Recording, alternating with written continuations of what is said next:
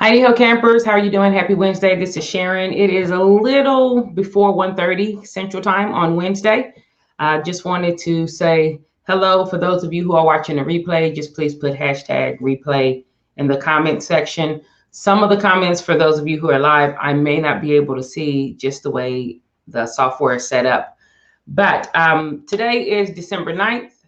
It's a Wednesday, and a lot of times people are like, oh, it's hump day. But you know what? It's a day, and it's a day, and it's how we make it. I don't feel like it's hump day. I like to say that it's hinge day because pretty much the rest of the week deals with how you deal is going to be influenced by what you do today. Today, I'm going to talk about remembrance and remembering the good things. I subscribe to biblical principles. So for some of you, it'll be remembering the God things. And the reason I want to encourage people to remember the good things is because how you remember something determines how you're going to proceed in that area. If every time you speak with a person, you remember something negative or you remember something unpleasant or uncomfortable or something unfavorable, then that is going to influence your future interactions with said person. Now, for some people, you may be like, right, they're a trip, I'm not going to fool with them. But any part of success in life is going to deal with relationship building. And so you want to be able to look because maybe it's not only the uncomfortable things, maybe it's not only the unfavorable things. Maybe there are things that you learned from that individual. Maybe it's an experience you may not want to repeat, but there may be something you learned from that experience. You may have learned a level or a depth of strength that you did not know you had. And so when you remember, let's remember, do your utmost to try to remember the good things. For those of you who subscribe to biblical principles, as I do, remember the God things. Remember that I've never seen the righteous forsaken or his seed begging bread in the midst of a pandemic when many people have lost their jobs and everyone is forecasting that we're going to see the fruits of that even into 2021, more so than we're seeing it now. But just think on that. Like, I've never seen that. And then remember the rams that were in the bush for you. Remember the fact that ravens came and fed somebody. So it may not look like it looks for other individuals, or it may not look like it looked beforehand, but no, remember the good things. And the good things is it's the rams, the ravens, and remembrance. Think on these things that are pure, noble, praiseworthy. And for those of you who don't subscribe to biblical principles, that's okay. The principle itself still works. Think on things that are uplifting, that are encouraging. What you focus on, you gravitate toward. So that principle still stands. It's a standalone principle. So I just want to encourage you to remember the good things. Remember the God things. They're the building blocks for your future. And if you can't remember the good things, if you only can focus on the exceptions to the rule, like the news that we watch, news is a business.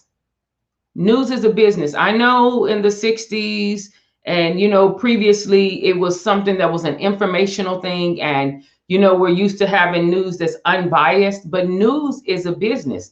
And we live in a capitalist country. And so those exceptions to the rules are the things that are going to make it off the cutting floor. And so if you only remember those exceptional things that are negative, then that's going to determine how you move forward. If you only remember the one car wreck that you had, you may not want to drive. If you only remember, the one time you almost drowned, you may never experience the joy of swimming again. So remember the good things.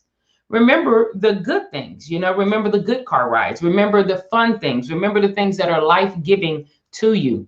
And that's what all I wanted to say to you is remember, think on the good things, think on things that are pleasant, and that's going to help you. It's going to open you up. It's going to give you a possibility mindset, even as you are planning for the future and navigating how to do things. Think on good things. Remember good things.